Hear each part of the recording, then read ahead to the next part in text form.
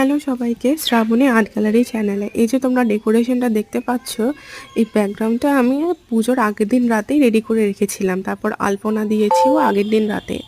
আমাদের পুজোটা হয়েছিল 3 তারিখে, তাই সকাল সকাল ঘুম থেকে উঠে পুজোর সমস্ত আয়োজন করতে হয়েছে। ফল কাটা, ঠাকুরের প্রসাদ গোছানো, সব কিছু করতে হয়েছে। তারপর সকাল 7টার মধ্যেই আমাদের পুজো কমপ্লিট হয়ে গেছে।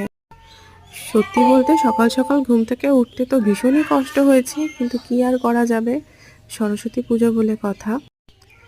পুজো কমপ্লিট করে তারপর ঝটপট রেডি হয়ে গেছি ফ্রেন্ডের সাথে ঘুরতে যাওয়ার জন্য।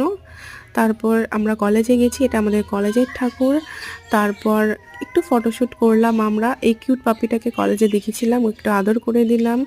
তারপরে আমরা গেছিলাম রেস্টুরেন্টে একটু খাওয়া দাওয়া করতে। খাওয়া দাওয়া করে তারপর আমরা গেছিলাম একটু শপিং মলে, আমার ফ্রেন্ড এটা কিনেছে। ব্যাস, আজকের ব্লগে এইটুকু।